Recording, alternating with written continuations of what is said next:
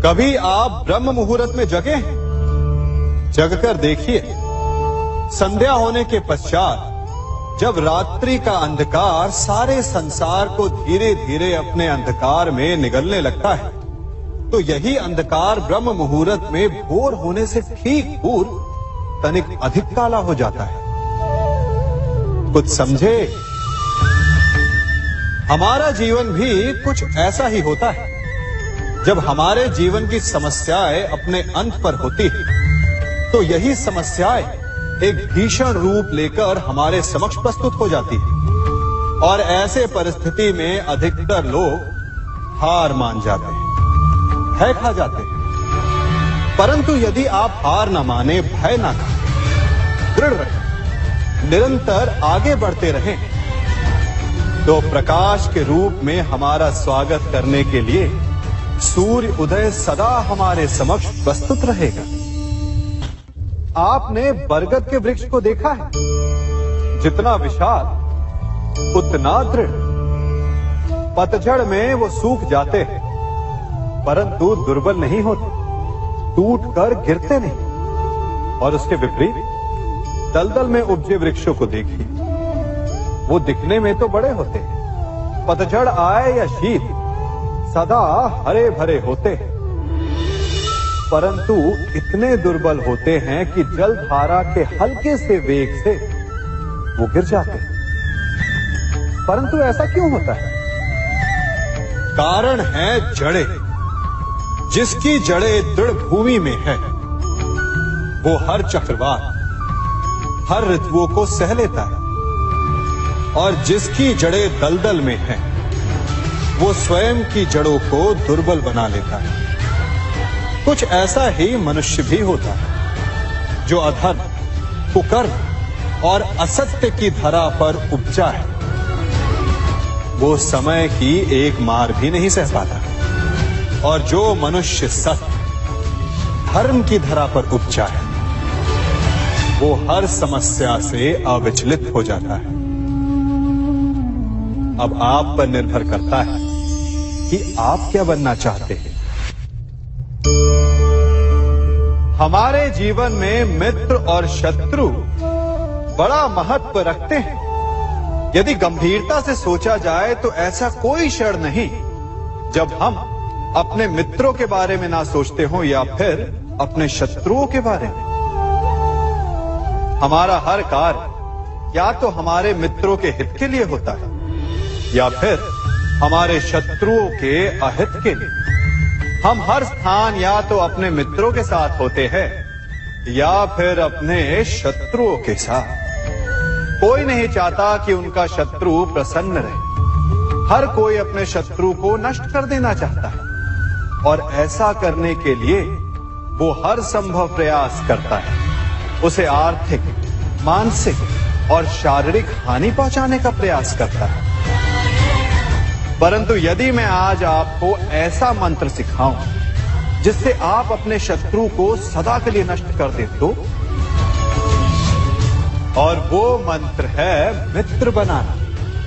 अपने सभी शत्रुओं को अपना मित्र बना लीजिए और आपके सारे शत्रु स्वतः ही समाप्त हो जाएंगे। मैं क्या कर रहा हूं? मैं दिए प्रज्वलित कर रहा हूं ताकि अंधकार को मिटा सकूं। अब आप कहेंगे कि इसमें कौन सी बड़ी बात है ना? परंतु इसमें महत्वपूर्ण बात समझने के लिए यह है कि मैं क्या नहीं कर रहा हूं, और मैं अंधकार नहीं कर रहा हूं। क्योंकि अंधकार को मिटाने के लिए प्रकाश का अस्त्र तो उठाना ही पड़ता है। बुराई को बुराई से नहीं, अच्छाई से जीता जाता है। अन्याय को अन्याय से नहीं, न्याय से लड़ा जाता है। क्रोध को क्रोध से नहीं, क्षमा का साथ लेना होता है। ठीक उसी प्रकार एक लोहा लोहे को काटता है, परंतु एक ठंडा लोहा ही गर्म लोहे को काट सकता है। इसलिए यदि आपको अपने जीवन में विजयी होना है तो अपने शस्त्रों को, अपने अस्त्रों को सोच समझ कर उठाइए, क्योंकि एक अनुचित सोच परिणाम पर भारी प्रभाव डाल सकती है। आप सब सोच रहे होंगे कि ये क्या मैं करने लगा। मैं इस पौधे को जड़ से उखाड़ रहा हूं। आश्चर्य हो रहा है ना कि एक पौधे को उखाड़ना या काटना ना केवल एक अपराध है अपितु पाप भी है। तो फिर मुझे ऐसा करने की क्या आवश्यकता पड़ गई? क्योंकि कई बार विनाश ही सृजन तक पहुंचाता है। यदि नया भवन बनाना हो तो पुराने भवन को गिराना पड़ता है। व्यवस्था को परिवर्तित करने के लिए क्रांति लानी पड़ती है। और उसी प्रकार यदि किसी वृक्ष या किसी पौधे की जड़ों में घुन लग जाए या उसका मूल सड़ जाए तो उसे जड़ से उखाड़ देना ही श्रेयस्कर होता है, ताकि उस स्थल पर नए पौधे उपज सके। युद्ध करना पर्याय नहीं, परंतु कभी कभी शांति के लिए युद्ध करना आवश्यक हो जाता है। संसार में सबसे श्रेष्ठ क्या है? फूल या कांटे, प्रेम या घृणा, संपन्नता या दरिद्रता, मित्र या शत्रु? बताइए। अब आप भी कहेंगे कि भला ये कोई पूछने की बात हुई? अवश्य फूल, प्रेम, संपन्नता और मित्र ही श्रेष्ठ है। परंतु क्या आपने अपने जीवन में कभी सोचा है कि हर एक भाव, हर एक वस्तु, हर एक घटना का एक गुण धर्म होता है? त्वचा पर जलन करने वाले फूलों से अधिक श्रेष्ठ वो कांटे हैं जिनसे आप अपने घर की बाढ़ बनाते हैं ताकि वन्य पशु आपके भीतर ना आ सके।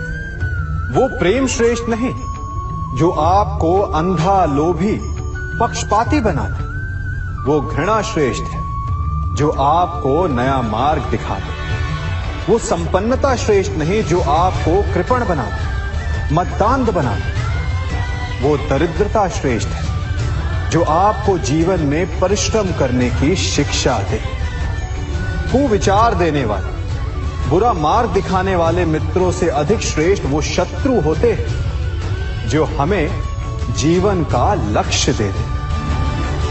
इसलिए अपने जीवन में हर वस्तु, हर भाव, हर घटना के गुण धर्म को पहचानिए और उसके पश्चात अपना चयन कीजिए। स्वर्ण। हम सभी को अपने जीवन में स्वर्ण से कभी ना कभी कुछ ना कुछ थोड़ा या अधिक मोह होता ही है ना?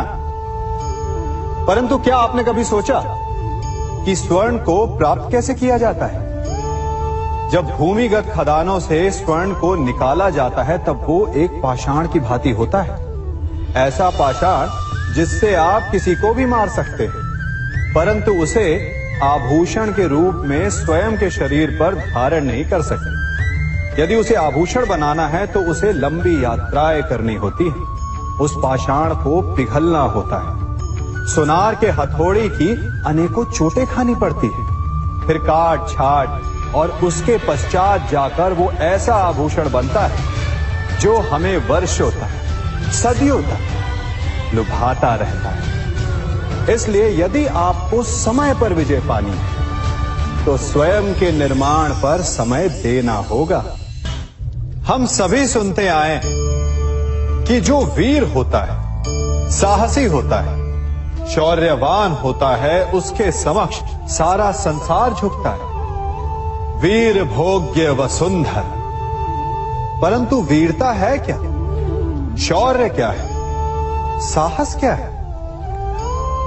साहस युद्ध नहीं, वीरता विजय नहीं, शौर्य कभी ना गिरना नहीं। साहस किसी चुनौती के समक्ष खड़े होने का भाव है, तो वीरता उस चुनौती को उत्तर देने के लिए पूर्ण परिश्रम लगा देना है। और शौर्य का अर्थ है गिरकर फिर से उठने का साहस रखना, बार बार प्रहार करके वीरता दिखाना, निरंतर प्रयास करते रहना, निरंतर परिश्रम करते रहना। इसलिए